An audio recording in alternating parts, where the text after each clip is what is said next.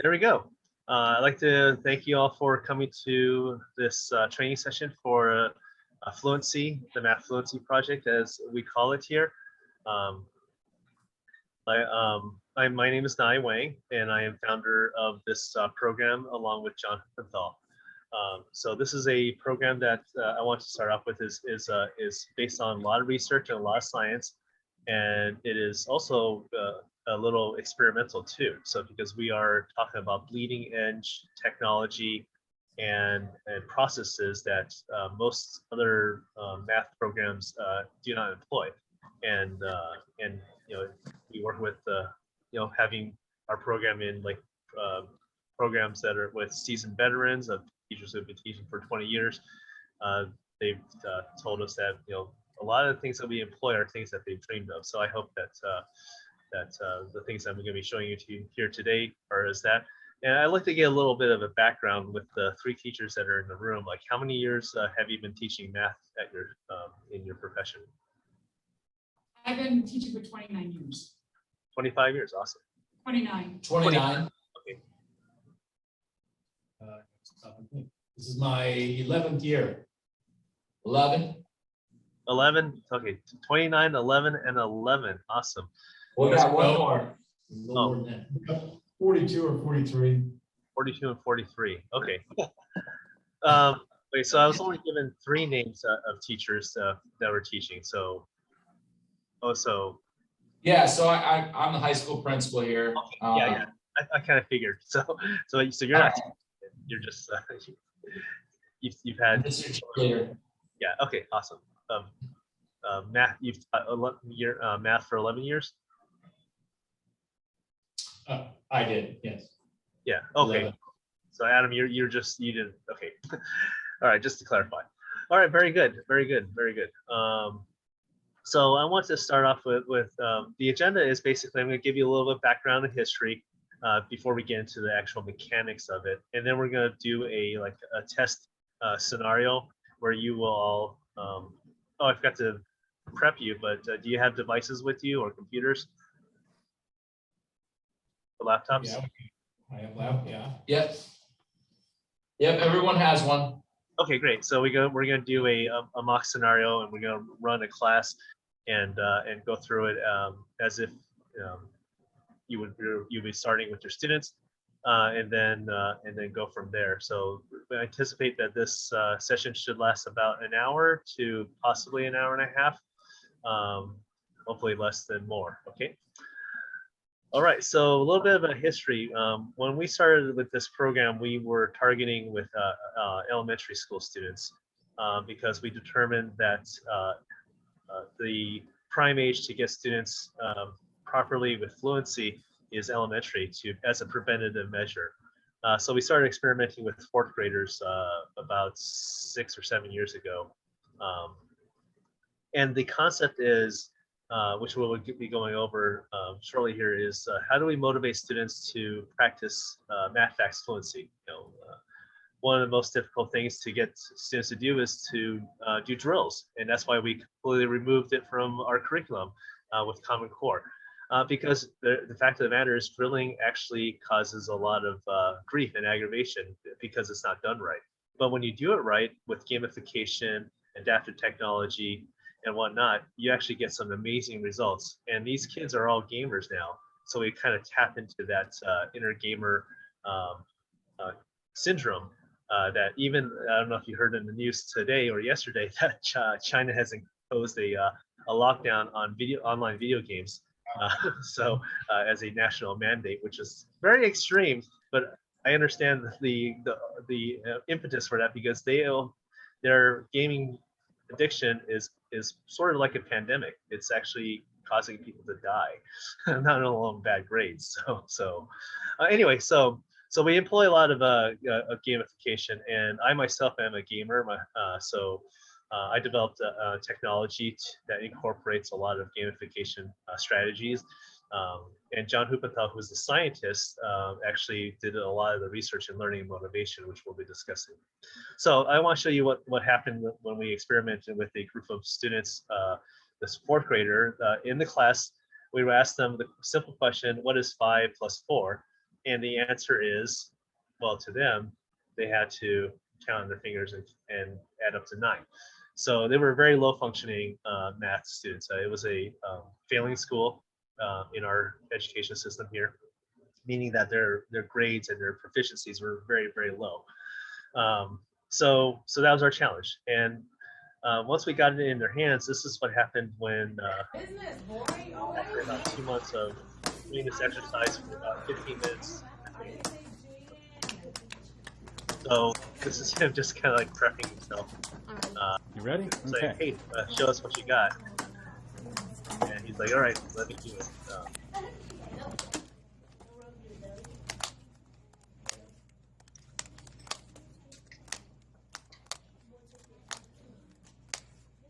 So as you can see here, he went from adding on his fingers to something far beyond that. This is just simply through practice. And obviously, he didn't start out being able to do this.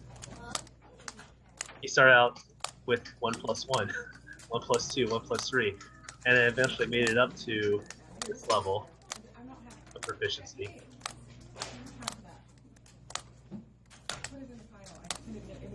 Yeah, I'll just let this play out, but you can see that there's a progress which identifies how many questions they got right. So every green square means correct, and they had at that time 60 seconds to answer as many as they can correctly. So there's a personal challenge involved.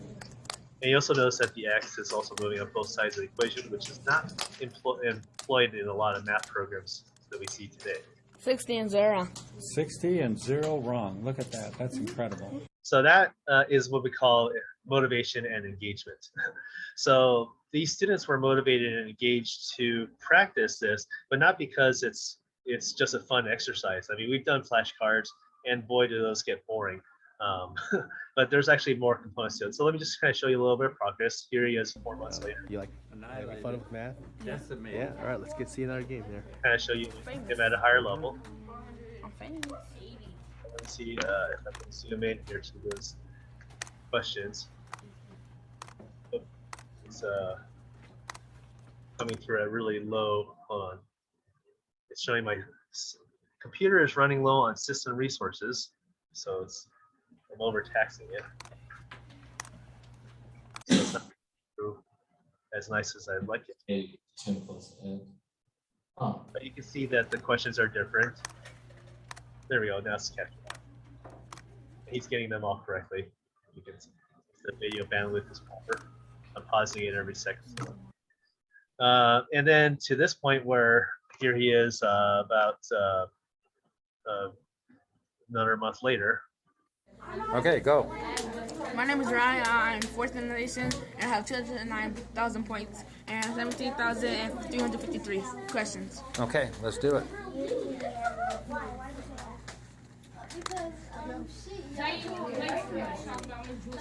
So I don't know, is the video coming through really choppily or is it? Okay, well, that's the problem with showing video. But as you can see here, Leo, the questions are word problems, and you can see you heard the confidence in his voice.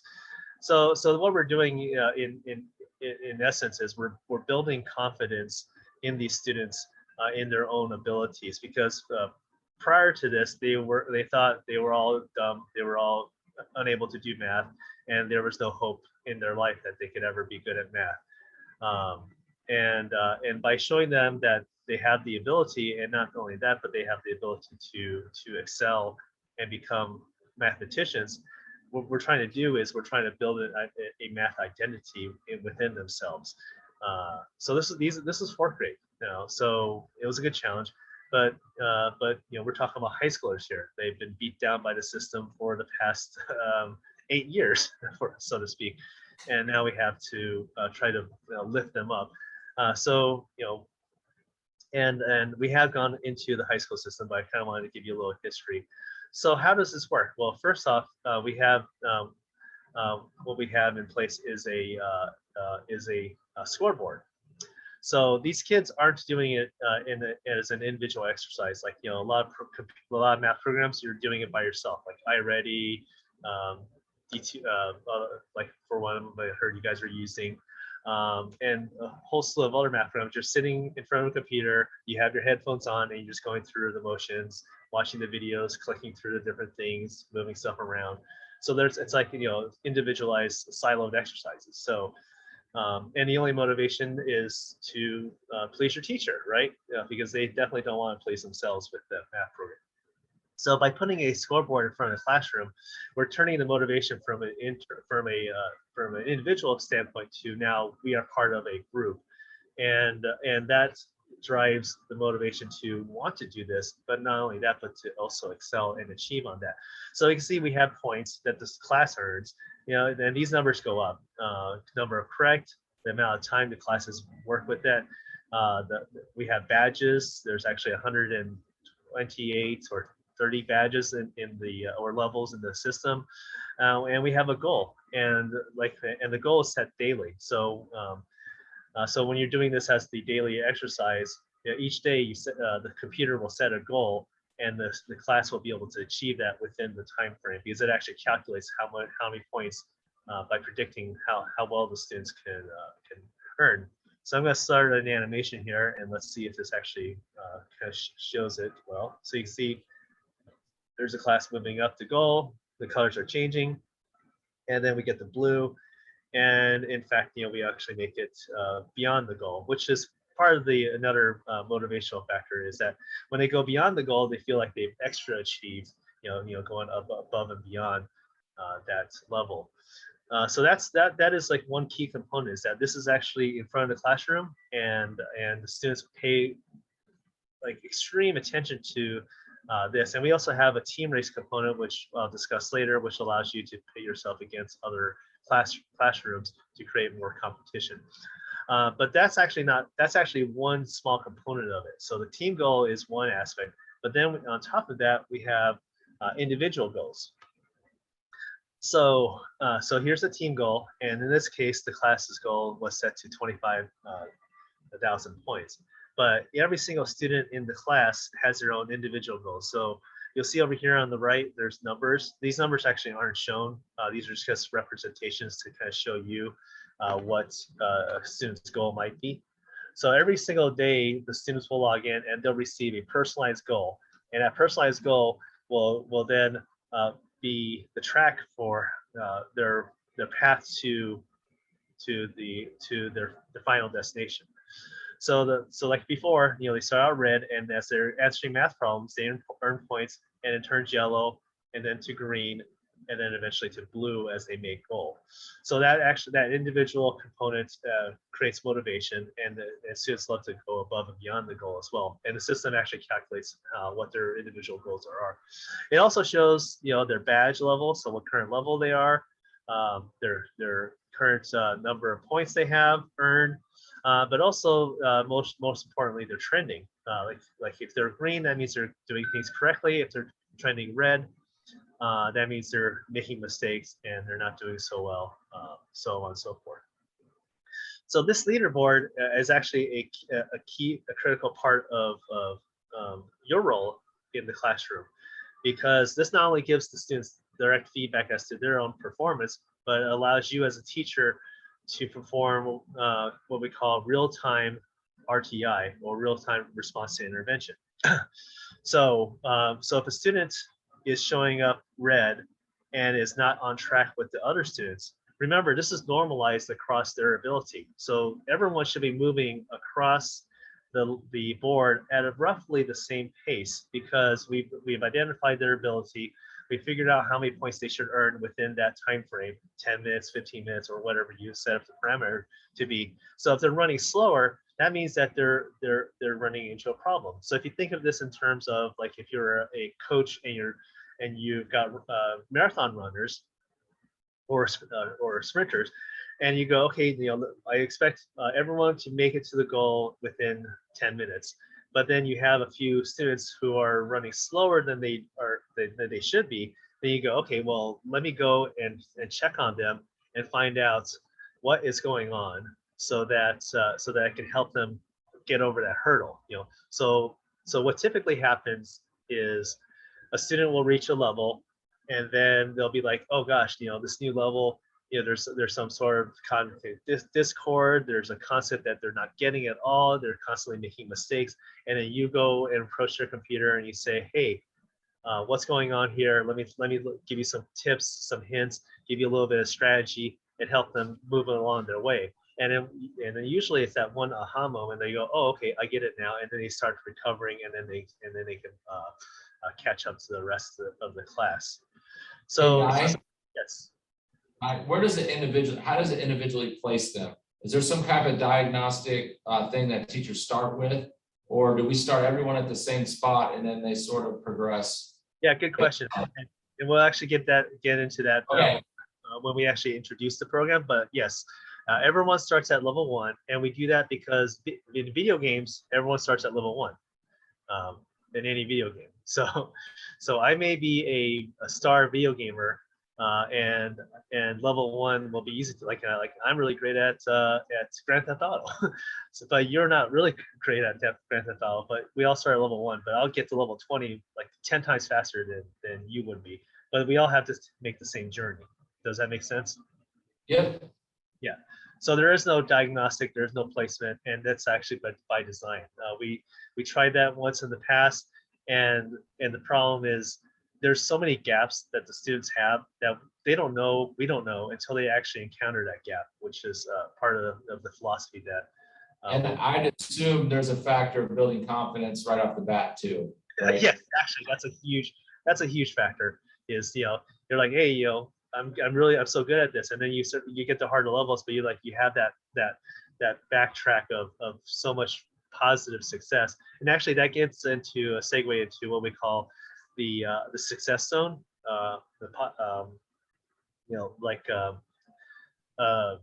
the proximal zone of development that we all know fairly well. And what the system does is it keeps them in that zone.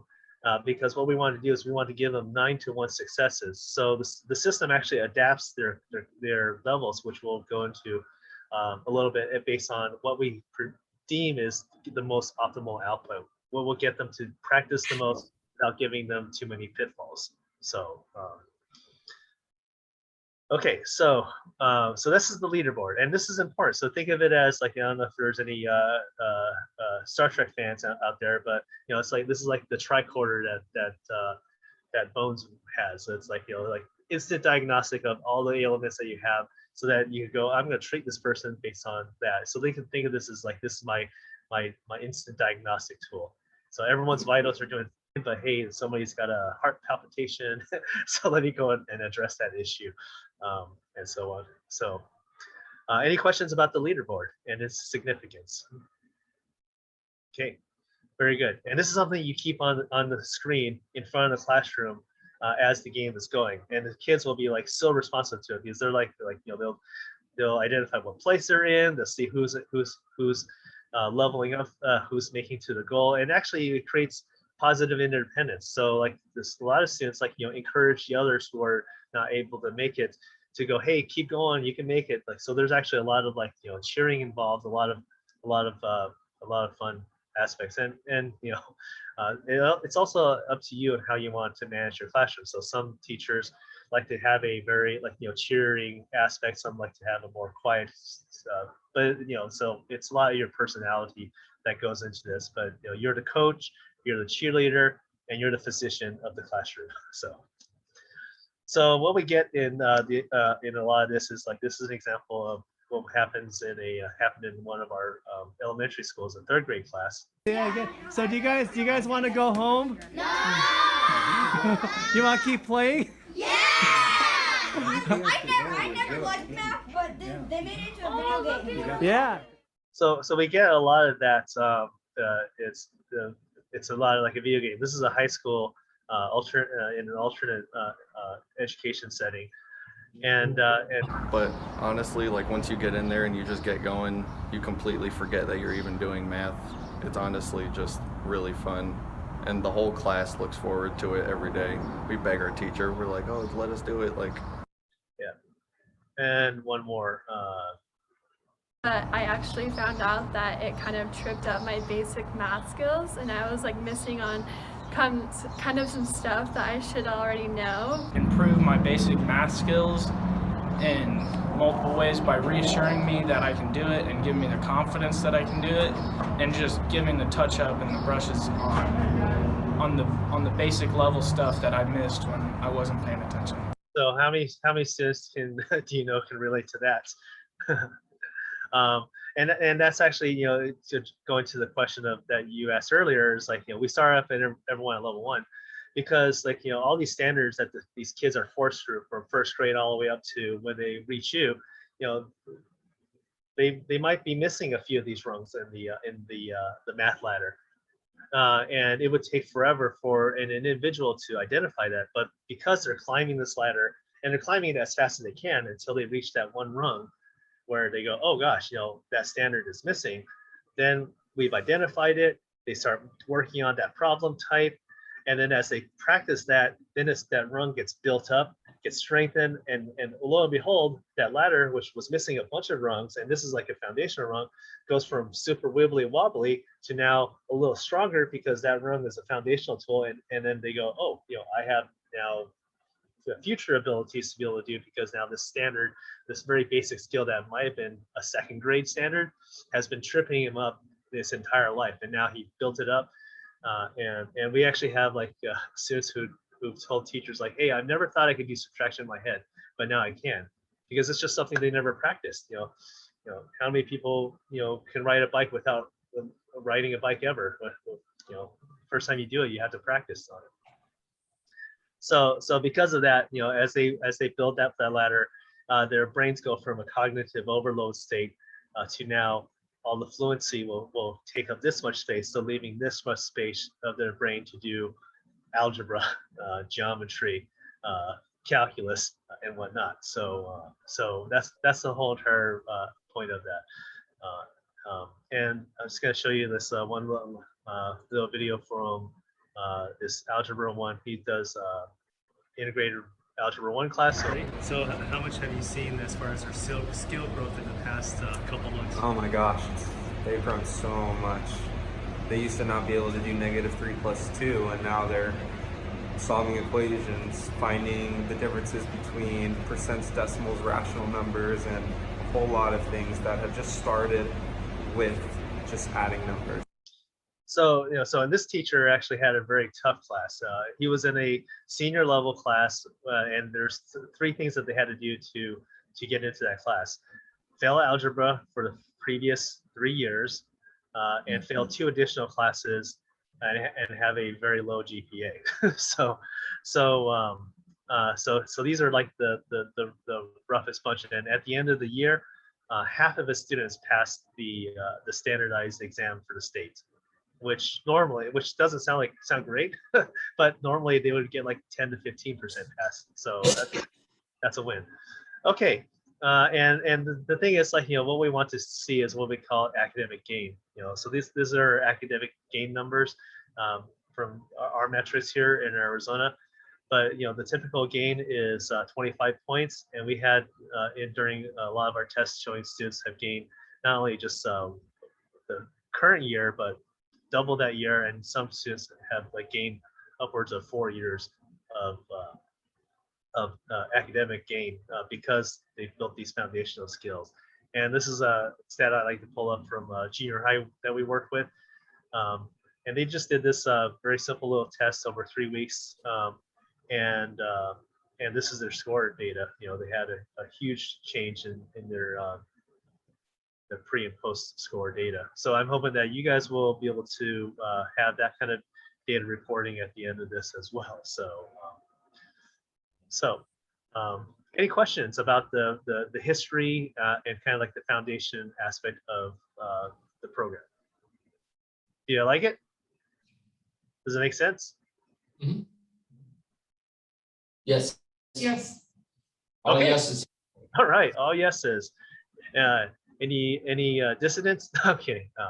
Anybody say I don't like it? No. Now, can you separate your leaderboards by class, by periods? Yes, and actually we'll be going over that right now. So. All right. Hey, I'll do that. You're like my perfect segue person because you're like, hey, what's coming up next? Well, in the next episode, we're going to be showing this. Stay tuned, huh? Yeah. Okay, so now on to the program. Okay, so you will be receiving 2 links to 2 guides. So this is the full instructor guide, and then this is the kind of like the startup guide that's given to your students, so to get them started. So this is what we call the pregame kickoff. So you can read through this, but basically everything that I'm going to be discussing with you now is going to be documented in here, from how to log in to how to get students in, which is actually in this document, more or less, to a script that we kind of like crafted over the years of how we approach the students and get them most excited and get the best buy-in as possible. Okay, and this will be part of our like mock game scenario, which then I'll be the teacher and you guys will be the students. Okay, so we've divided into like pregame, day 1, and then day 2 through 5, and then usually at day 5 or beyond we set an epic goal, and then we have a bunch of stuff like strategies, tips. We have a pre and post test. So if you want to give them like a intake form, which kind of measures their attitudes, so it's a great little survey to have. We encourage students to keep a daily log too, so they could use that as data points on how they're improving, so they can then use it to graph their achievements. Great for geometry. Talk about culture, maximizing leaderboard, naming your team. So we have generic names, but giving them team names is also always a very good thing. And some advanced stuff like you could go into the weeds and seeing how students answer questions.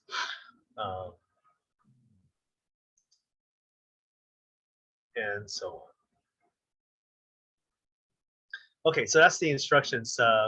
I just kind of like briefly ran through with you. Now let's get into the program itself, and we're gonna spend a little time talking about format, because normally we would spend a little bit of time with on organizing on how we want to get the classes set up, but due to outside reasons, we didn't have a time to pre-plan, so I had to kind of set it up accordingly. So this is the login for the main account. So the login is math@yourdomain.org. So, and the password is KP. So you don't have to log in now, but that's basically your login. So this is basically the admin account, which will have access to all of the classes that are at the school. Once we determine the way we want this format to be done, then I'm going to be setting up individual access according to your email address, which will then parse out the other classes. But for now, we're working with this one account until we've kind of finalized our structure. So speaking of structure, so these are all the classes. And then down here we have the structure. So the way we structure things is at basic levels. So we have an algebra master, a geometry master, a glyphon master, because instead of calling it advanced, because that's glyphon. So I figured that all these things kind of fall together. And then we have the transition or integrated master. So these masters are there because it allows us to be able to differentiate the levels, so to speak, if we need to. Meaning that if I needed to make an adjustment in Gilpin's class, Gilpin's class, then it wouldn't affect the geometry class or the algebra class, so to speak. And this made the most sense to me based on the information that I got from you, is because And the reason we make these considerations is because, let's say something's going on in Algebra 1 and we need to change the system slightly, then we could do that without affecting the other ones. Normally we do it by grades, but by classes is probably the way we would go in this case. Okay. Where you start them at will be different. Okay, so this is the basic setup. Now, when you sign in, you will be opening up the class that's appropriate for you. So these names, these labels can be changed to anything you want. So right now I just kind of called it the name of the teacher. Oops, click on it, double click on it too much. And then the period number. Now, but you could call it whatever you want. Some people like to change it to mascots. Some people like to give it Harry Potter names, Pokemon things. I don't know, whatever you like to call it. It just kind of gives a little bit more to the team cohesion. So these names can be changed. Now inside these accounts, let me go here to the master. You will, when you open up the class, you'll see Fluency Math 2020. And then you have to click again to open up the next level, which is the leaderboard. So a lot of you ask, well, why does it take 2 clicks? Well, it's because this is just the beginning of what we're planning on doing. In the future, we're going to have like literacy, language arts, a whole bunch of other fluency-based programs other than just math. So this will be where we house the different types of games later on. So this is just our starting point. Okay, once we're here, I'm going to do a little exploration before we get into the program. So here I'm expanding the left-hand side, and this shows me all the levels that the students will go through. So you can see it starts out very simple, add within 5, subtract, then we get to basic multiplication, word, subtraction, more multiplication, division.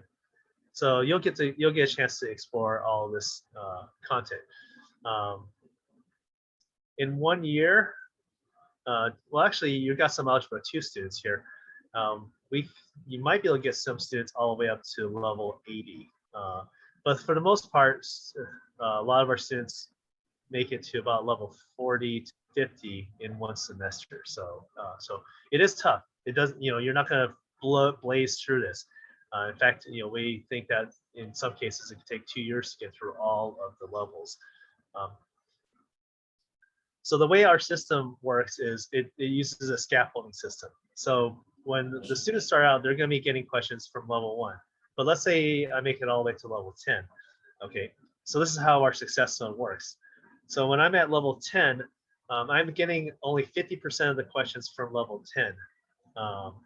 That's because 30% of the questions are coming from level 9, 8, and maybe 7. So that's part of the success zone. So giving them questions that they've already previously mastered. So level 10 is their current level, so they're going to be working on that.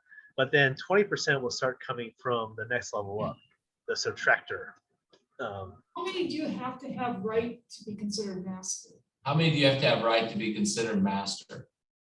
There is no specific number. It's more of like, the way that the system determines mastery is speed and accuracy, which is which we'll be covering in how we introduce this to students. So if you're not fast, if you're not accurate, then you'll never level up. So it's all about pushing speed and accuracy. And it uses a bit of artificial intelligence and item response theory to determine whether they have leveled up or not. Usually, just kind of give you an idea, the analysis has a minimum of 3 games. So if they completed 3 rounds in the system, if they've done really well, they might level up, they might not, but it's more like after 4 or 5 games. So it just constantly measures them according to a rolling average, so to speak. So the way that so back to the scaffolding system, so they're always going to get questions from that they've already previously determined that they mastered, and we're just slowly introducing the next level. And you notice that this one's like level 10 and something and 11. In certain areas, we have determined what we call boss levels. So boss levels are basically a culmination of some of the toughest concepts from the previous levels. So this is like kind of like a boss battle. So this will be like the challenge. If they can get past that and make it to level 11, then they've done really well. And because like, so the subtractor have a lot of questions that really trip up a lot of students, like, what's 5 minus 7? And a lot of students say 2, but it's actually not. So, and so on and so forth. So also, if you click on the level, it'll give you an example of what's in that level. So add within 5, that's pretty obvious. Let me go back. Let me show you what the subtractor has. So what we call X minus questions.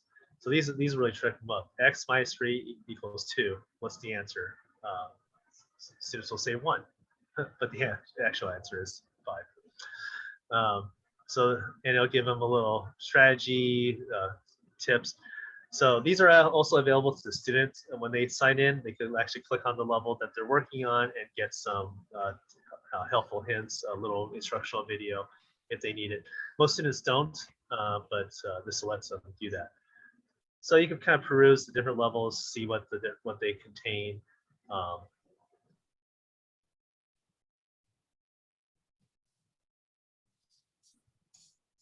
And then we get to our next boss battle, mini multiplier.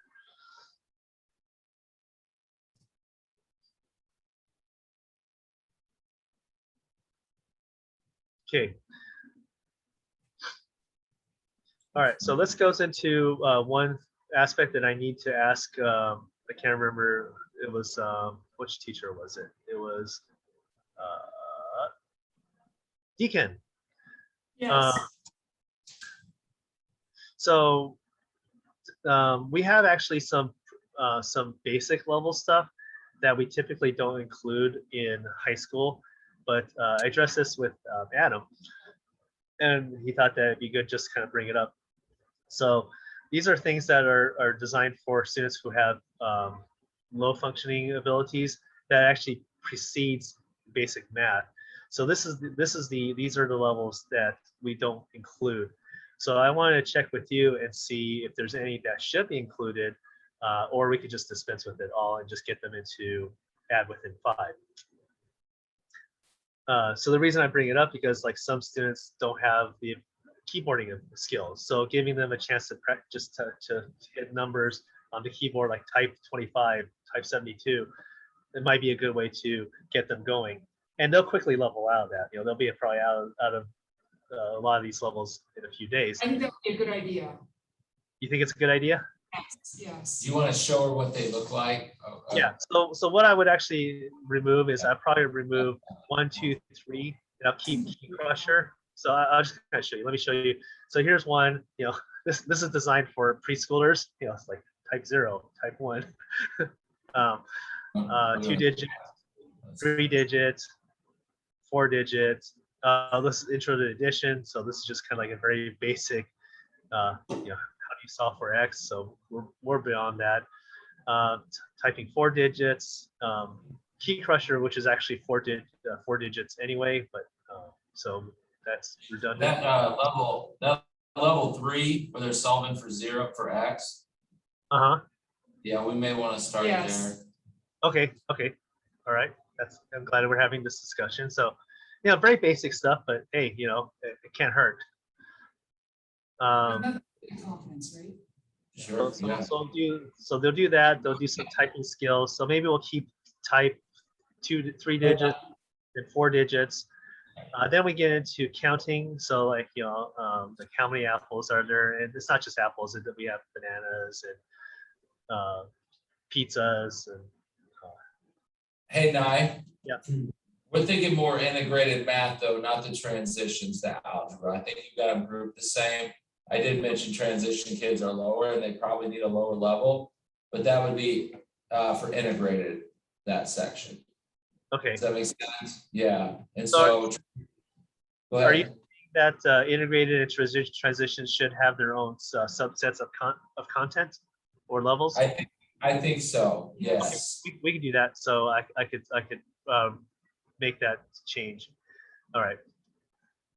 So this is basic 3-digit intro to addition, which is basically getting them to solve variations of 0 plus 1s and whatnot. There's actually more to that. But it's basically like, how many zeros, how many ones, and it could be 3 1s, 4 1s.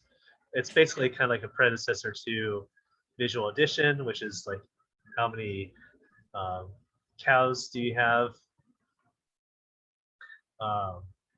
Counting visual. So this just basically gets them to count the number of items. Subtraction. So now we're getting into subtraction, and then more counting, and then we get into actual arithmetic. So that would be probably where transitions would start. So right there, is that correct? Right there is where we'd start transitions at. Okay, so integrated would have some of the pre-levels, and then the transitions would be starting here. Is that what you're saying? Yes. Yes, please. Okay, so basically the only one that's going to be parsed out is not transitions. I wasn't sure exactly what that entailed. So only one class will have pre-levels, and then so what I could do is I could move transitions into its own separate group, and then so basically we'll have one additional grouping. Okay, so I'm going to call this transitions master. Oops.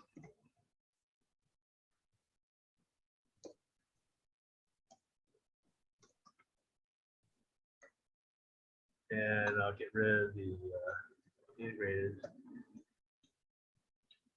Get rid of that. So this is basically me crafting the next class, and it's telling me I have too many, but that's okay. Override.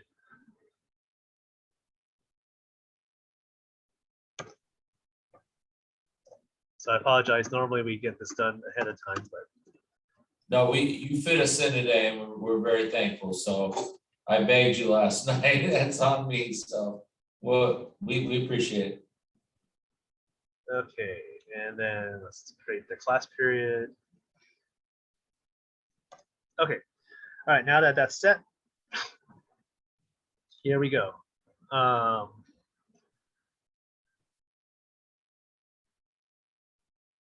Okay, so that's the basics. Now I'm going to get you guys to enroll yourselves using the following instructions. So this is how you introduce the program to the students. So you would pull this up and then just basically have them follow these instructions.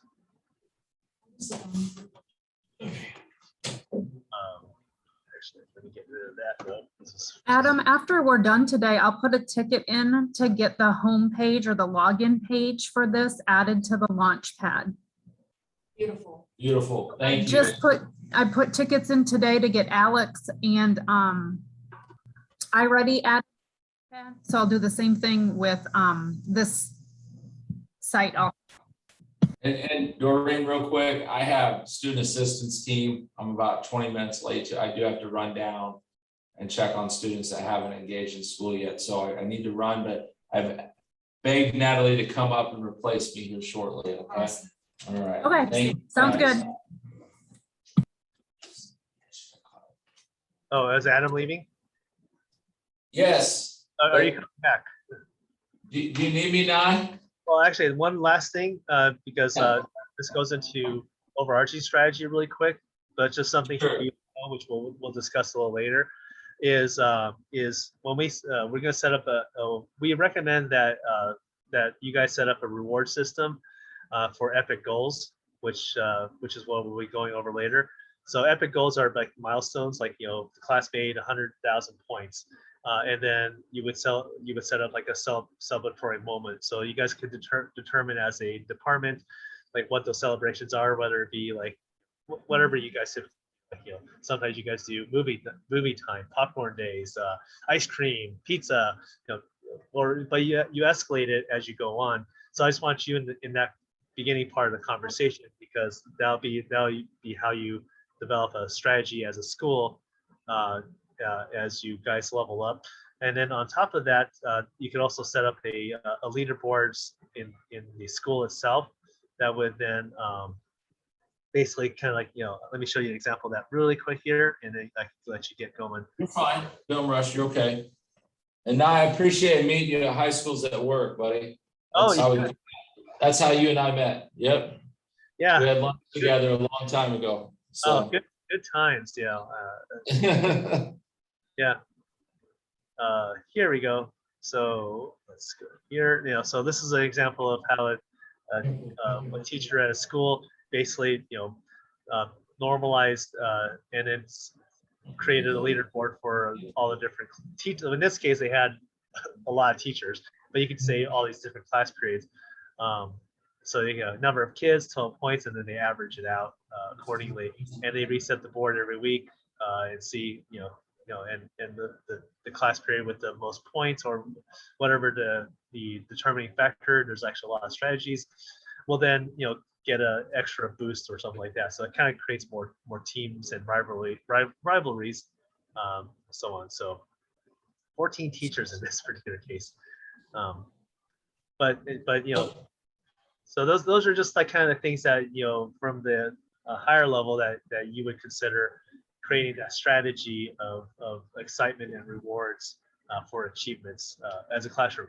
Because what we want to do is we want to try and minimize individual achievement, but make it a team achievement, so that everyone within the team feels accomplished and they're all driving forward together, rather than singling one person out.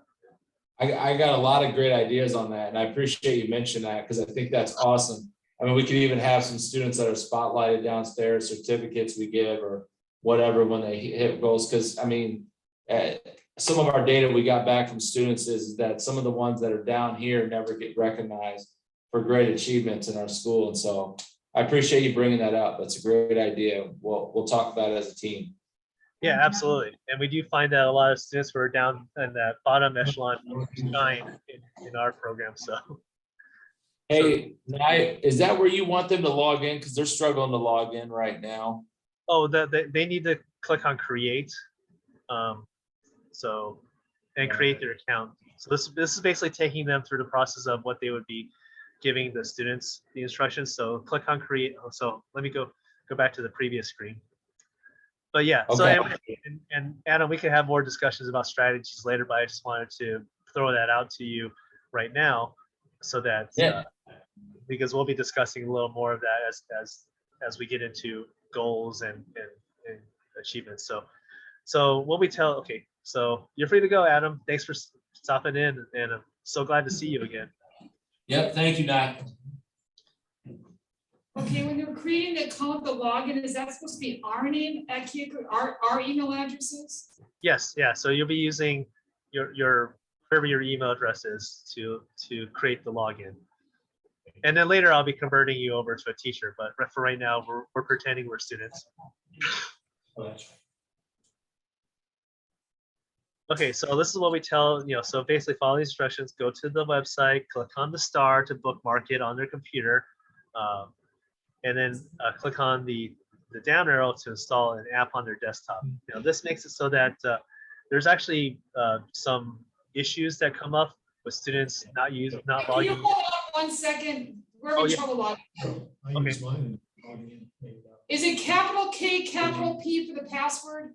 Oh, I'm sorry. These are the instructions. Sorry, your password is whatever you want. That was from a different session where we actually gave all the students passwords. It was 1, 2, 3, because that group of students simple. So we did 1, 2, 3 as the.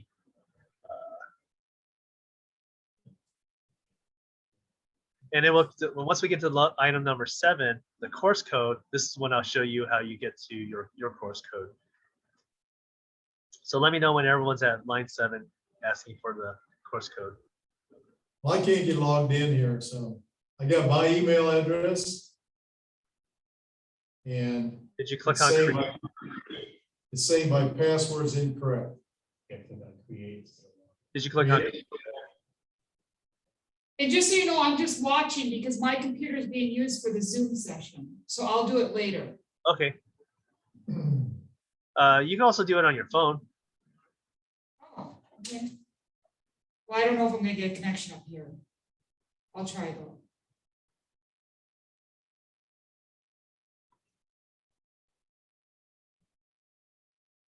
So Doreen, are you doing this, or are you just gonna? Yep, I'm to the product course code. So I think I am to step 7. Okay, cool, awesome, you're good. And so while we're getting them signed up, what do you think so far? I don't have a connection. I don't get a connection in my room. Okay. Continue. Doreen, what do you think so far? What we've shown from your. I think it sounds good. I like the parallels to gaming. I like the ideas of, like you said, leveling up and masters and badges. I've done similar programs before. Like I've done first in math. So it reminds me a lot. It reminds me a lot of first in math, actually. Awesome. Great. What's the course code? All right. So once we get there, then I'm going to show you how what that. So is everyone there? Yes. Or just the 3 of you? Okay, good. All right. Now the course code is unique to every classroom. So I'm going to create a class let's do it in the integrated one with the basic level stuff. Actually, no, I haven't removed the proper stuff. So let's just throw it into transition.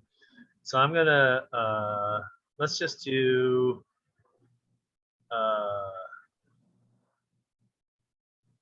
let's use this one for example. So you guys are gonna be getting into period 6. I'll remove you guys later.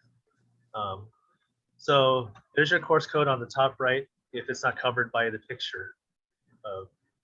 So I click on the course code, and there it is in the center of the screen. That is the course code that you'll be giving the students for that particular period. A lot of, you can just write on the board. Can you read that? Case sensitive? No. Okay. We try to make it as idiot proof as possible. I appreciate that. We even make L's and 1's the same, I's and O's and 0's the same, I's and L's the same. So all right, I'm in. Awesome.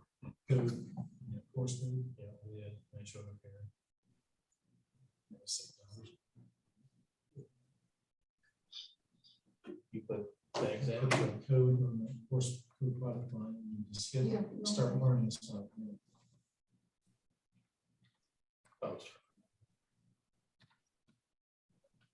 Okay. I think we're ready. Okay. Just give me the thumbs up sign if you're in. You're in. Okay, good. All right. Okay, so then the next step that we go through after we enter the course code is we wait for everyone to be at the same screen. So we tell them to wait. Then once the teacher has everyone logged in and we're ready to start. So in this case, the instructions are for the people typing numbers, but the emphasis is we're going to be completing 3 rounds in the first game. The reason we do that is because the system can't calculate a proper goal until after we've had some data. so we're gonna do like this is called a seed round. So we're only gonna in this case we're gonna just go do 2 rounds so we don't have to do 3. So then we tell the teachers, okay, we're gonna click on start at the same time, and we set the timer for 5 minutes, which is basically the amount of time for 3 rounds. So in this case, I'm just gonna have you guys click on start, answer questions, and the rounds are actually a minute and a half now, so 90 seconds. We actually changed it from the early days that I showed you in the video. And then just complete 2 rounds. And once you're done with 2 rounds, so once you complete your first round, it's gonna give you a score. And it's going to say, okay, would you like to start the next game or done? So you start the next one, you click on start game, and then after that, then you click on done the second time. So let's go ahead. And what we typically do is we do like a rah-rah moment, like, like a countdown. So it depends on how you want to work your class, but getting more excitement out there, cheesy stuff. So let's just go ahead and do it. Like, let's count down with 5. So 5, 4, 3, 2, 1. Click on start game and start answering questions. What's the question? And then once you're done with 2 rounds, which will take you about 3 minutes. Oh, it's just doing that. So type the number, press enter. I had.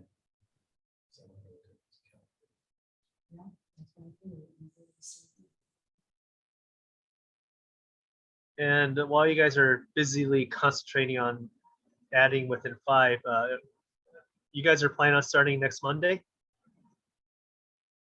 I'm not sure when we start. Okay. But not tomorrow. Yeah, we don't know for sure. Okay.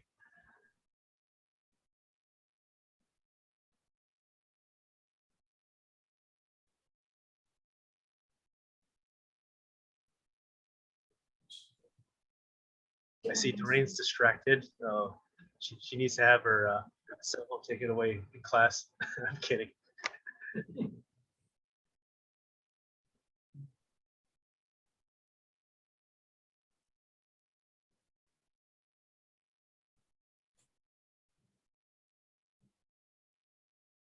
It's good practice finding the numbers anyway.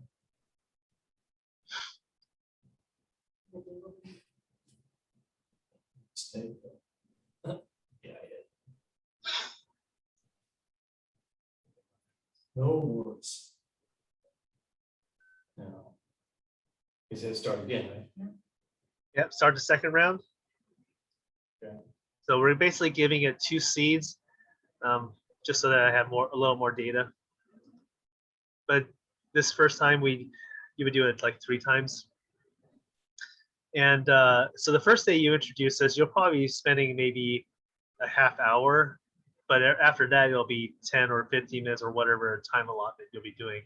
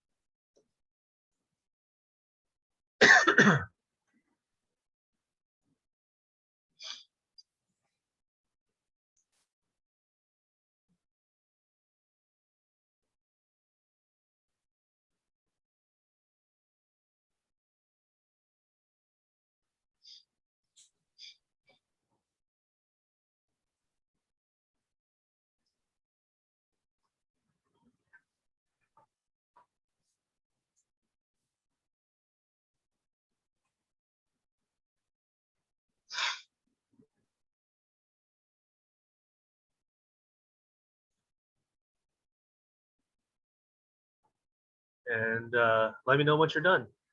Yeah, so you hit something.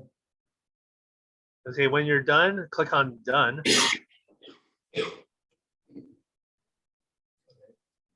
Yep. And then how many points did you guys get?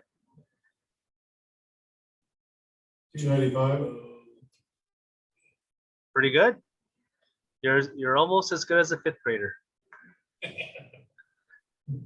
How about the 295? What's the other one? 203. 203. Oh, sorry, not such great performance there. But so at this point we say, hey, did anyone go over 300, 200 points? Just kind of get everyone a little excited about points. Kids love points. It's just something drives them about points. I don't know. I know it's because of video games, but it's just crazy how much they love points. Okay, so at this point, they click on done, and then review that. And then we're gonna have everybody log out. So click on the sign out button, which is on the top right-hand side of the screen. Okay, so this is when we get into your instructions, because this is you put that screen away, and then we're actually going to pick up in item number 10. So this is where we pick up on in the script. So before that is kind of like, if you were running it as a without that piece of paper in front of the classroom. So we're actually picking up on item 10 here. Okay, so now everyone signed out. You're going to sign in as the teacher now. So so the teacher needs to sign out at this point, because I wish I would have copied the domain. Okay, so I'm going to hold on a second. I need to make sure I'm typing your email domain properly.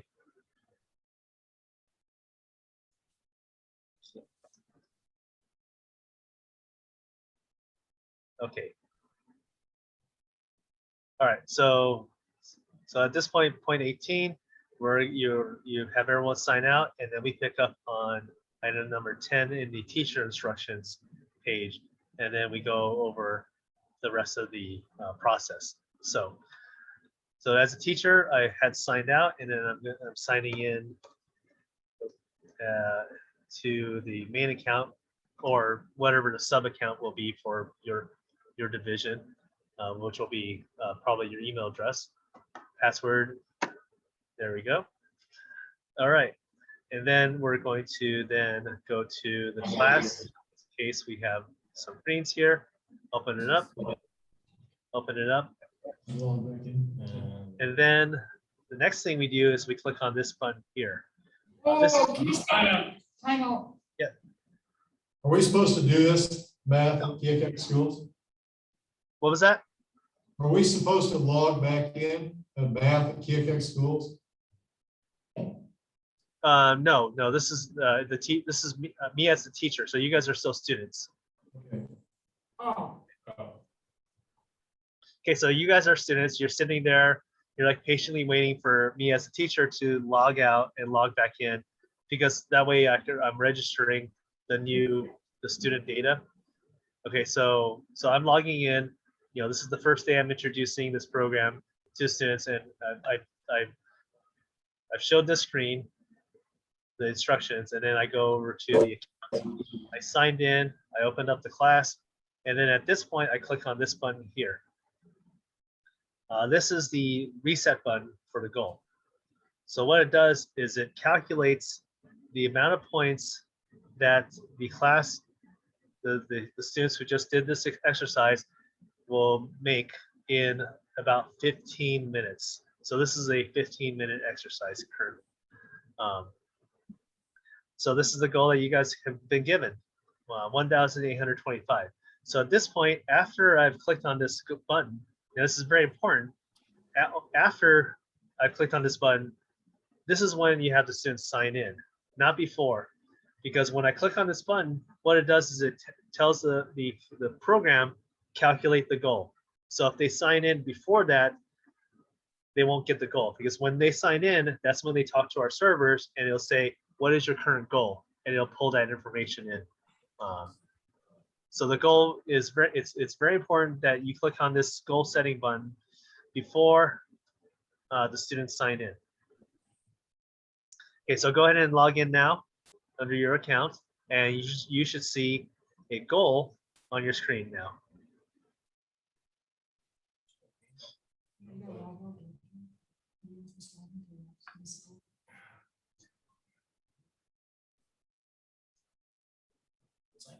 Okay, so once you're there, tell me what your goals are.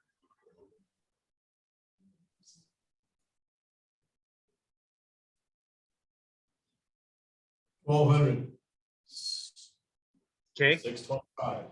Okay, so that's basically what the system has determined you should be able to make in 15 minutes. Okay, and at this point, this is when you say, okay, class, this is when we're going to start our next goal. And then you pull up the leaderboard, you show how many points each of you have gotten, this bar will start to move across the screen accordingly. I see Doreen is dropped out because she got distracted, so she loses her cell phone privileges for the week. Or it's a really easy way for her to say, I don't want to be on the leaderboard. I'm kidding. So this is when you pull up this information here. We won't go through the full game, but if you want to go through one more round, we can kind of see how you don't have to see this, but this is what you do. So I'm gonna walk through the next set of instructions that we typically tell the students.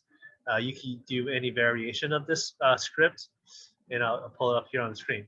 So the way we introduce this program is like, we say, okay, we're going to do this. It's going to be a 15-minute exercise, and we're going to make it to goal. So ignore this section because sometimes depending on the age group, they might not make it in a certain time period. But these students should be able to make it within that 15-minute period.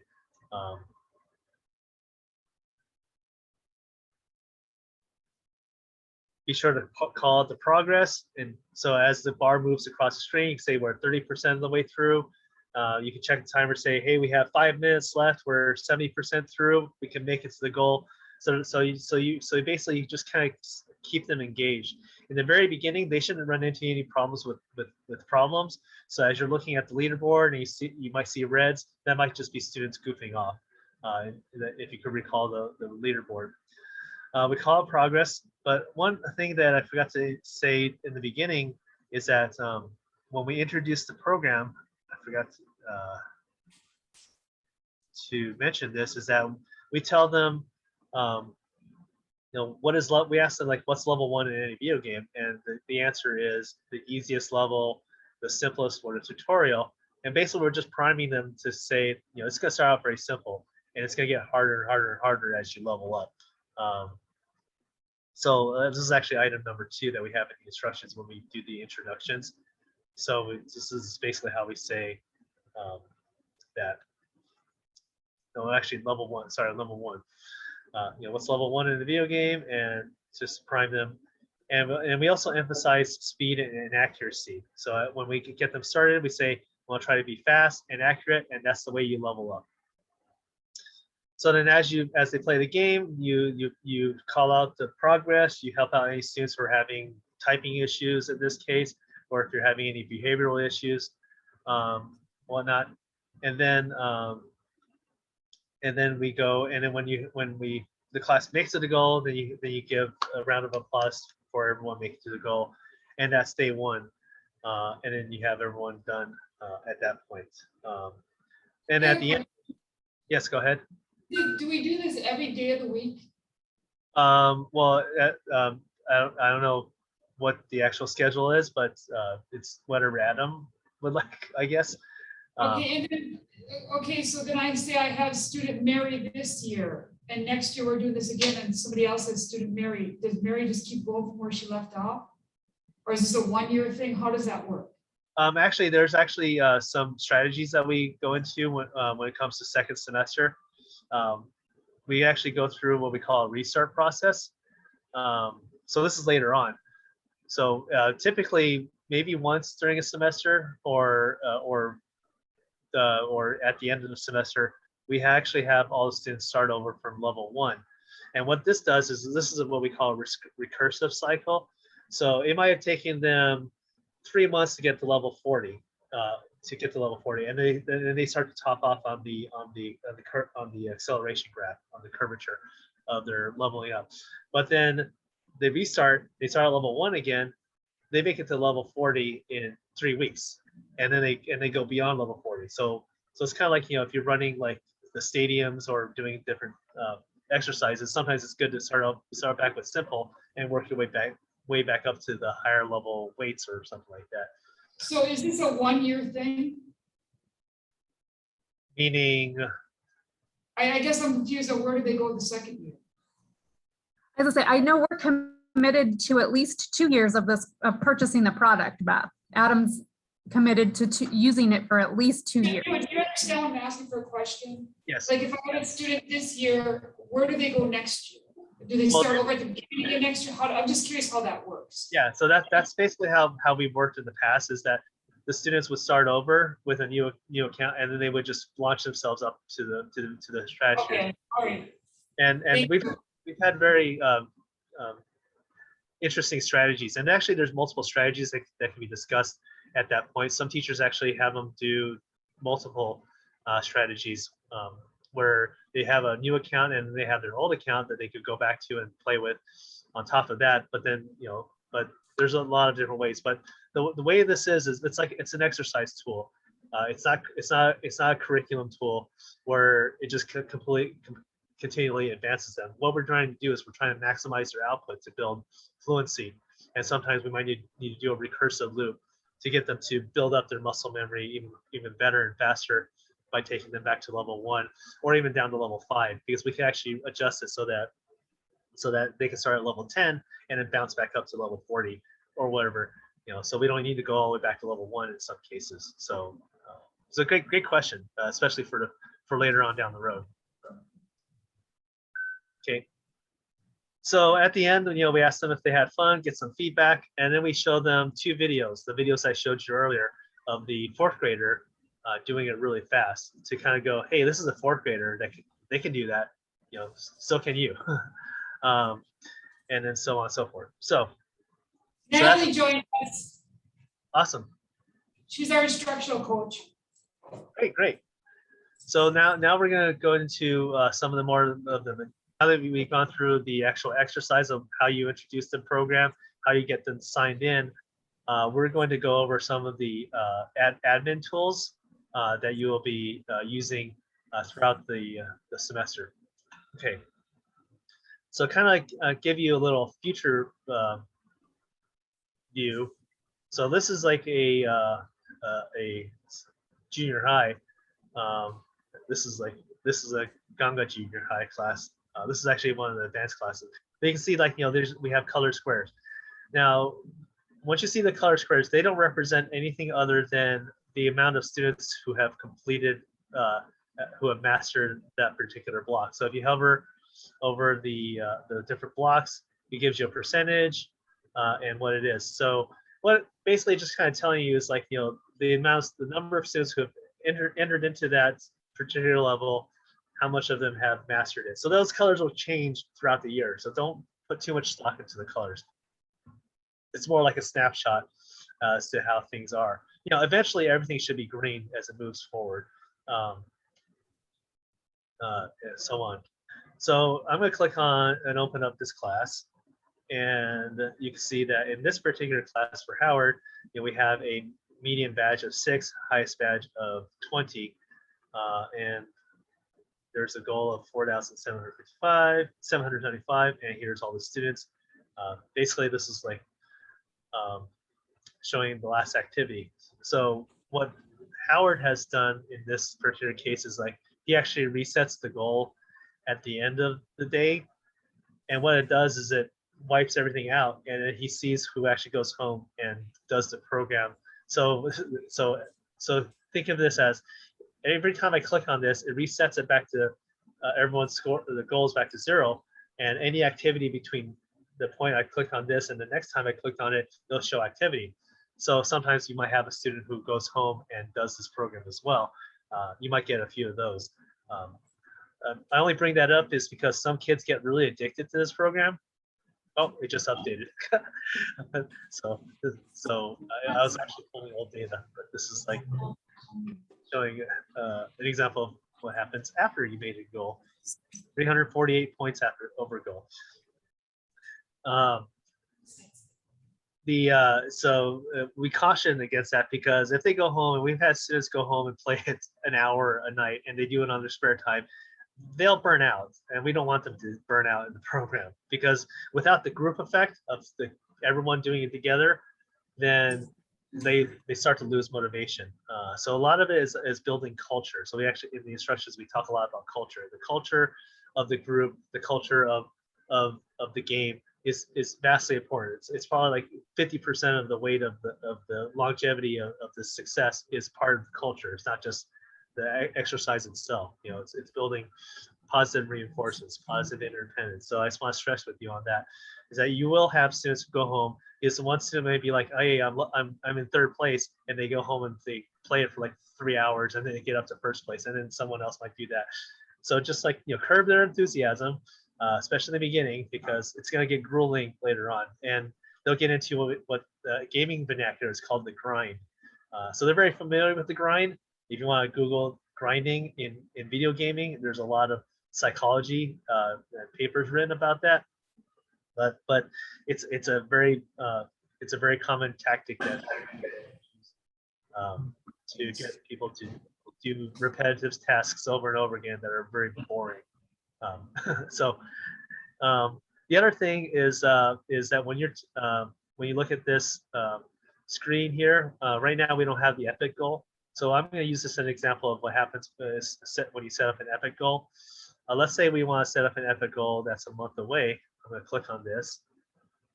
It's going to calculate a number. And actually right now I have to adjust that because our calculations are a little off. So right now we're 2,184 points. Let's multiply that by 4. Let's say 500,000. So I'm going to actually type in that. And so you see that here we have the epic goal marker badge here. And as they make it to 500,000 points, this badge will start to be revealed. So this is later on down the road. I would say 2 weeks in. This is when you start to measure epic goals and set that epic goal. And this is what part of the discussion that I had earlier with you guys about setting class rewards. So when you make the epic goal, you can say, hey, the class will get pizza or a movie day or some sort of other like extrinsic reward.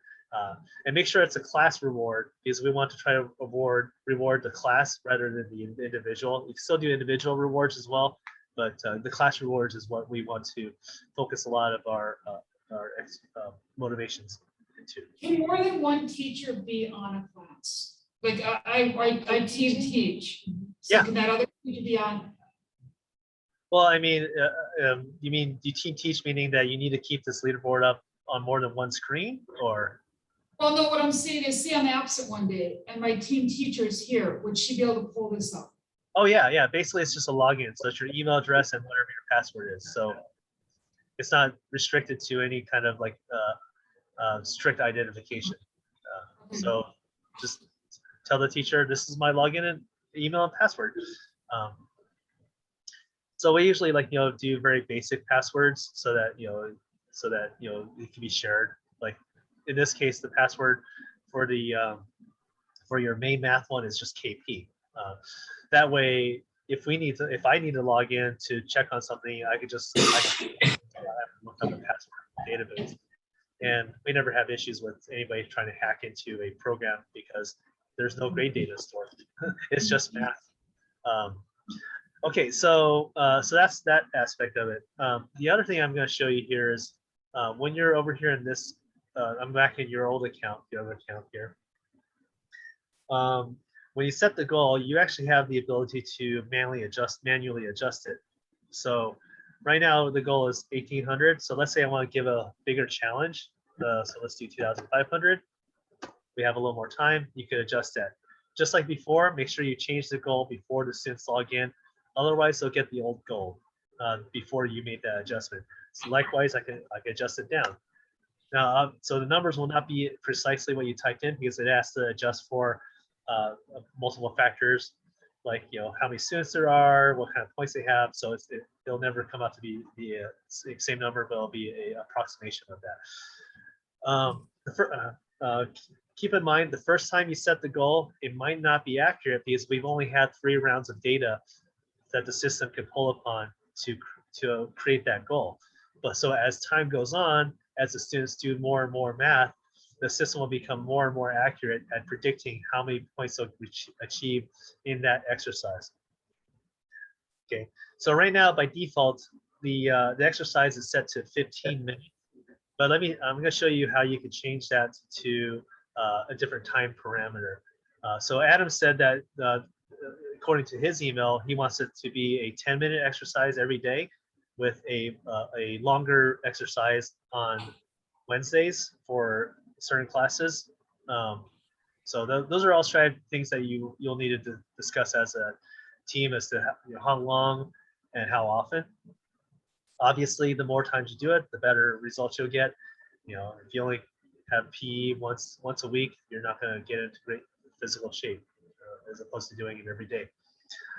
Okay, so I'm going to get into some of the advanced functions. Wrong one.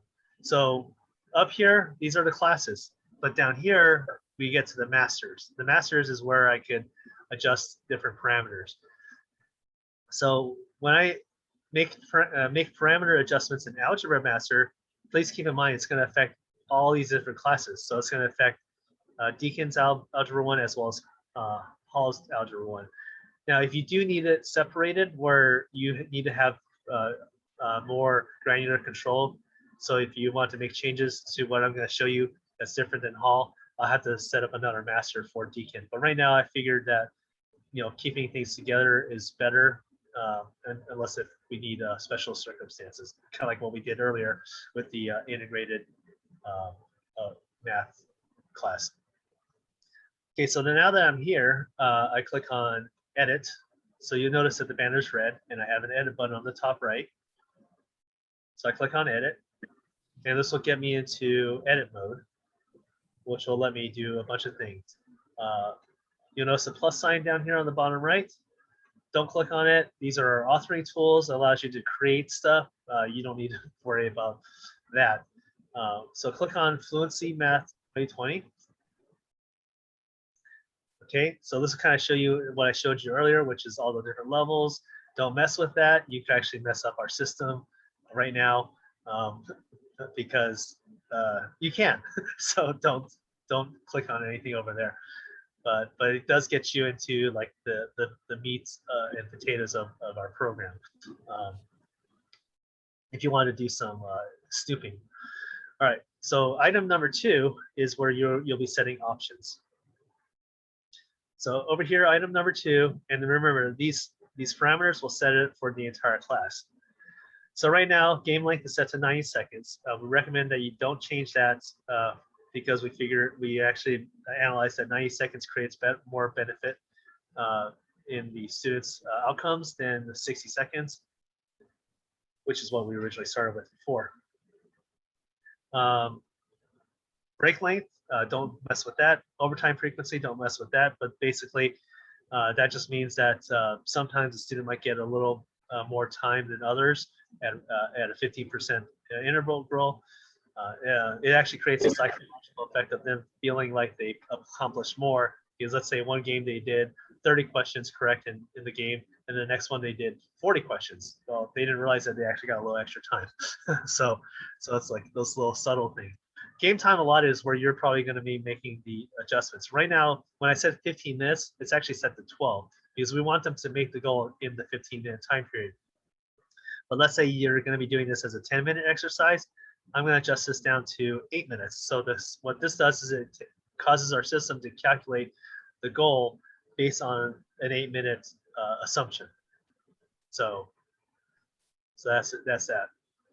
And leave this item alone here too. So the course comparison modifier, because that's more for the team race aspect. Okay, so right now, considering that Adam told me 10 minutes, I'm going to leave it to 8 minutes, and I'll do that for all the other classes as well. So we'll set it to default 8 minutes, but just to let you know, the normal exercise is 12 minutes.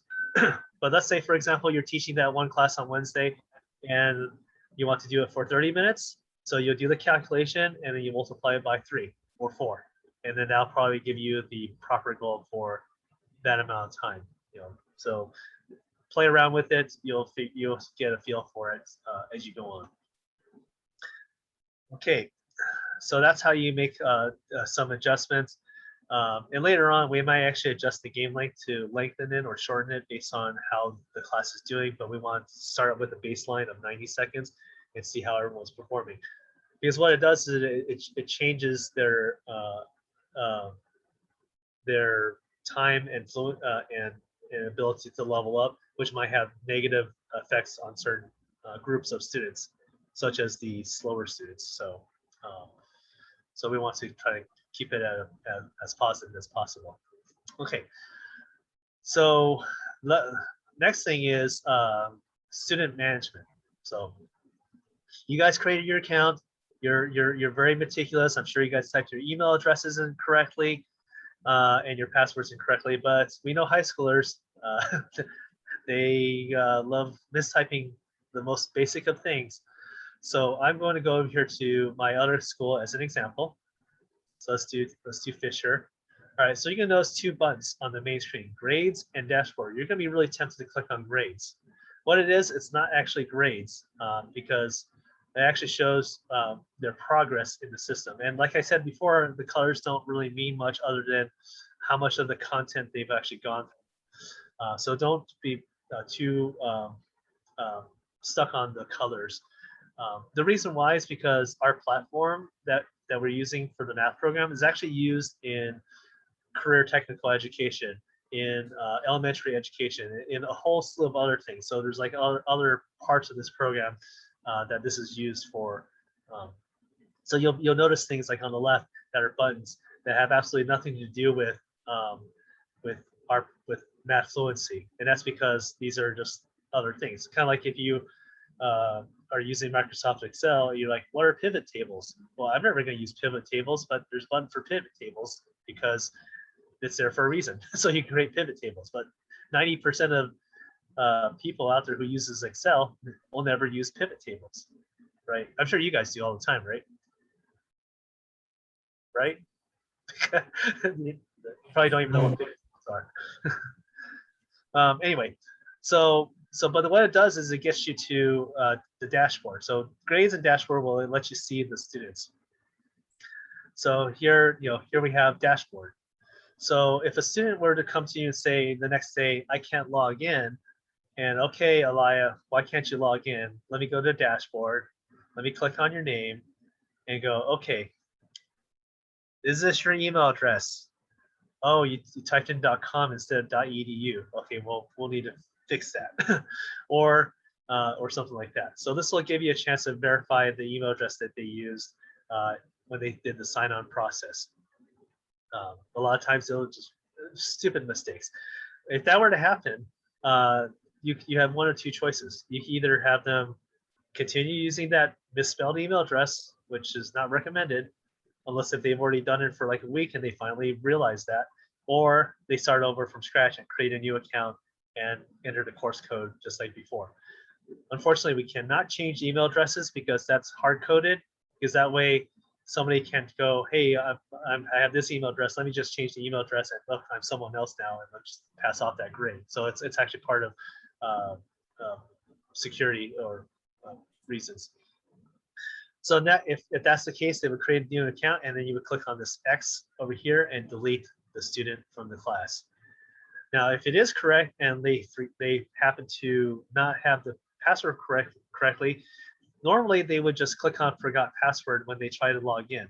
So when you were logging in, if you typed in your password incorrectly, you would get a prompt that says forgot password. If you click on it, an email will be sent to the student with a code that they would enter to change their password to whatever it needs to be. Now, let's say for some reason they don't get the email, it's blocked by your servers, or you have other issues. I could click on this button, and this is the same code that would have been emailed to them with the same instructions. So that way, the student, you can give this code to the student, which will let them change their password, or in some cases, you just change it for them because they just keep messing up. So you can say, hey, you keep messing up your password. I'm changing it to 123. Do you have option for single sign-on? No, we currently do not have a single sign-on option in our system. Because I would like something more automated for the login process rather than, I wonder if that could be a complication. So that's rarely a complication, especially in the schools that we work with. And there are actually reasons why we don't have a single sign-on purpose. It's because we also are mobile ready. So that means that a student can pick up a tablet or a smartphone and do this anywhere just with a simple email address and password login. So they're not beholden to on any single system.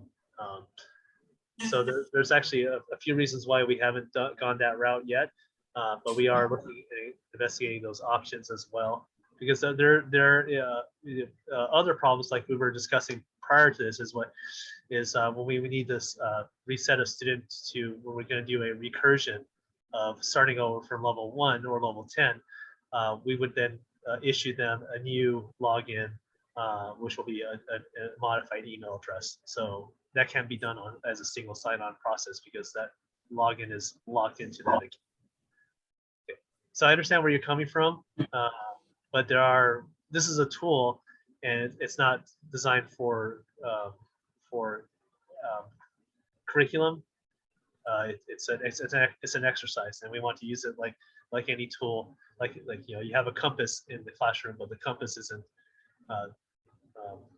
locked into a specific student, so to speak. Bad example, but you kind of get the drift, right?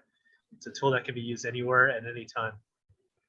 But I just want to show you this because it will come up occasionally, hopefully not very often, and you generally not, 5%, we calculate about 5% of students will have a login issue in the beginning, but then that's quickly resolved because you can save their passwords on the computer, and the process of the pregame gets them set up so that they actually do save their passwords so that this issue does not occur unless if they did something really bizarre, so to speak. Okay. Okay, is that good? Thank you. Thank you for your answer. Oh, you're very welcome. Yeah.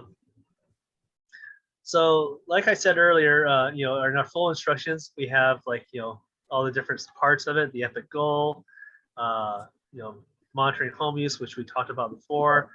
The most important part is monitoring the leaderboard, like we see here. I'm going to go back to that previous class to see if we have threads.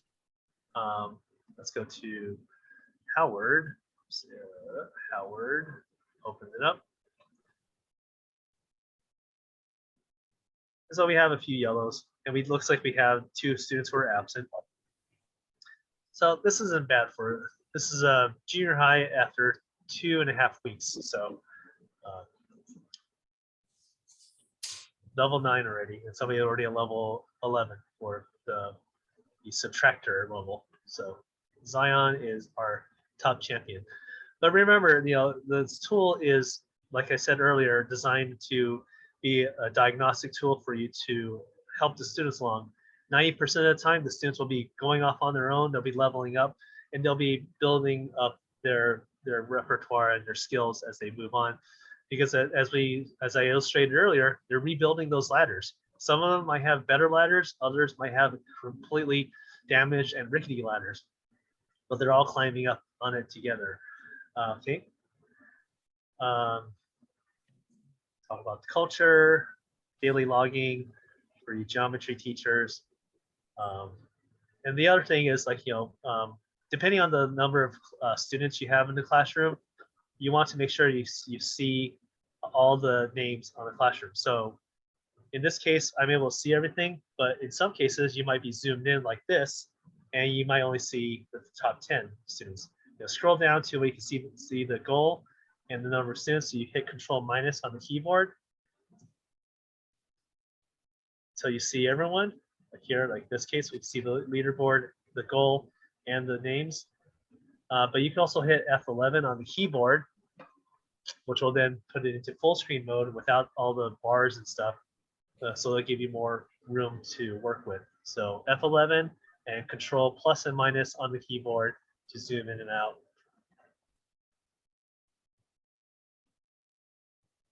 So those are just some of the nuts and bolts and the functions that you'll be encountering. The program is very simple. Once you get after the first couple of days, all you do is you log in, you go to your account, you go, okay, which class am I doing now? Let's do period 7. And then we go open here, then we click on the goal button. The goal is set. Obviously, there's nothing in this classroom right now. And we adjust the goal and then have the students log in.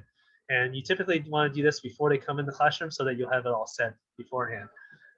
if you're since you're teaching multiple hours in this case, we recommend that you log out and log in occasionally to keep it fresh. We actually have a timeout feature in our program. So after you're signed in for an extended period of time, the program won't update and refresh as often as it normally is. So logging out and logging back in will get you the most freshest session. But also, if you ever encounter any problems, such as like a student's missing, something's going on, their names disappeared for some reason, just log on and log back in and you'll be fine. The only thing that you don't want to do when the game is in session is click on the goal button, because that resets all the goals on the leaderboard. You also notice this little bar here moving slowly across the screen. This is something that the kids will pay keenly attention to. This is our leaderboard refresh bar. So it doesn't refresh instantaneously. It does it approximately every 43 seconds. So once this bar goes all the way down to the end, that's when the leaderboard refreshes, and then you'll see, and then the numbers and the bars will adjust on the screen. Okay, and the last thing I'm going to discuss is team race. So team race will let you pit yourself against other classes. So the way we set up team race is we first determine which classes we want to race against. In this case, when you turn it on, it automatically picks up all the classes that are in the account. So we would have to set up a special account if you want to race specifically against a different class. Now, this isn't a real-time race. It's a race based on historical data. So when we click on the Start Race button, what it does is it takes the last couple sessions that the classes have done, and then basically approximates the track of the class. So if the class made it to the goal in 10 minutes, it's going to approximate the track and make it to goal in 10 minutes. So that it'll just kind of give you that little boost. So people use it on occasion. You bring it in every once in a while. You don't want to do it all the time. You just bring it in just to add novelty to the situation. And let's see here. Where is okay?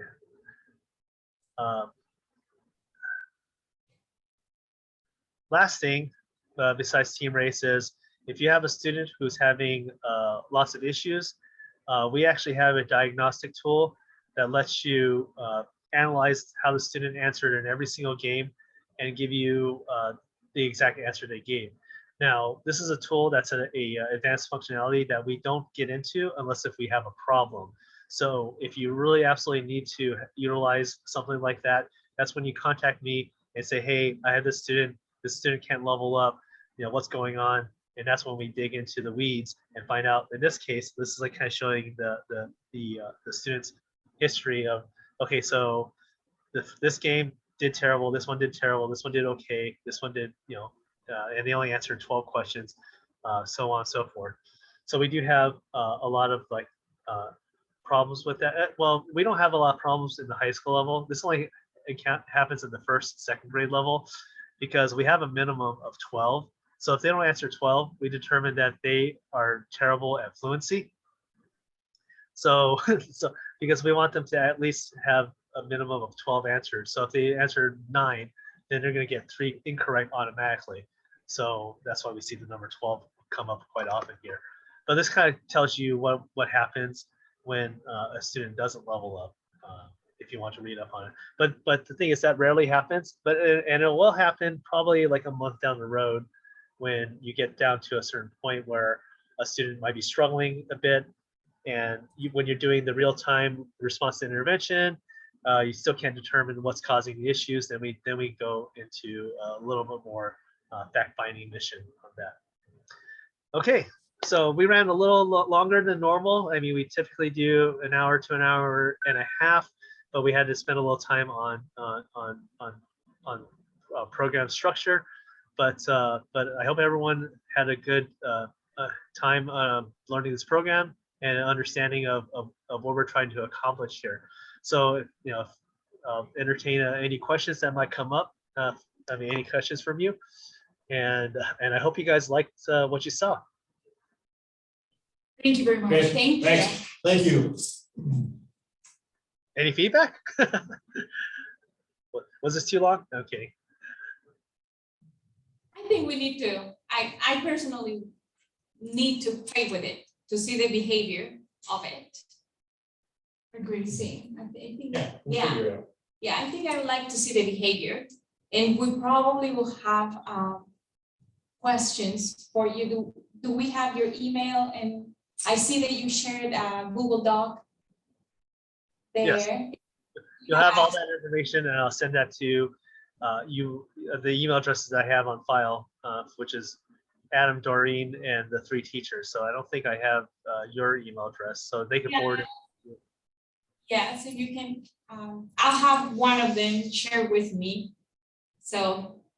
Yes, and as teachers, you guys can have her enroll in one of your classes and play around with it, and then delete her if you want to take her through that exercise as well, like what you guys did earlier, which is like do a mock experience. You see that we could change the name of it because my algebra class is not period 7, it's period 4. Yeah. Oh yeah. So. That should be a, yep. Very cool. Thank you. Or you Perfect. can change it to whatever you want. You could call it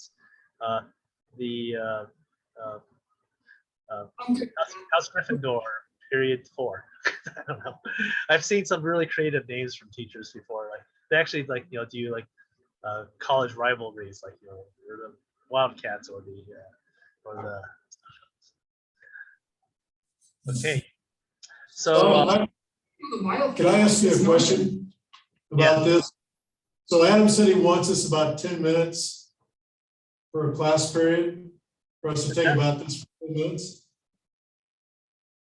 Is that Sorry, right? what was the last thing you said after 10 minutes? Well, it was Adam said, my understanding, he was talking about a 10-minute window in class for us to do this. That's what he emailed me is basically his thoughts. I mean, so during our correspondences, like I asked him, what his goals are, how he wants the structures to be done for the classes, and he indicated 10 minutes. So the question, I guess the question then is, if it's 10 minutes, is that pretty typical for most schools to do that? And then how much time do we have for regular instruction, or is this, and how would that, because our class is about 48 minutes long. Yes, I know. So in a typical situation, you do it as a bell work exercise. So you have the goal set, you have the leaderboard gone. Yeah, so the first week you'll probably have everyone start at the same time, but then you just basically say, once you show up to class, get your computer, sign in, and your goal is already set, and just run it until 10 minutes into the class. So you use that as a bell work exercise at that point. In a lot of cases, they would do it 3 times a week accordingly, unless if there's special examinations and schedules. But like I said earlier, the more times you can expose them to this, the better. There's also homework strategies. So let's say you can't do it every day. So you can say, all right, I'm going to set a goal, and everyone's job is to go home and make their goal. And that goal is a 15-minute goal or something like that. So you could do homework exercises as well, if that's a possibility. So the more exposure they have, the better, just like anything else. So if you're only able to do it once a week, you're only going to see progress once a week. Okay. Thank you for that answer. Appreciate it. Yes. Thank you. Thank you. Anything else? Yes, I think we're good. Thank you. For now, we'll let you know if we have questions. Yeah, once you get into the swing of things, just get into a habit. So set the goal, get them moving, have them answer questions, and then it'll just keep building and building. And then in a few weeks, you'll start to see students be able to subtract in their heads, and then in a month they're going to be able to do a lot of things that they never thought possible. So just consider that. All right. Well, you guys have a good evening, and it was good meeting you all. And I hope you guys have awesome success. Thank you.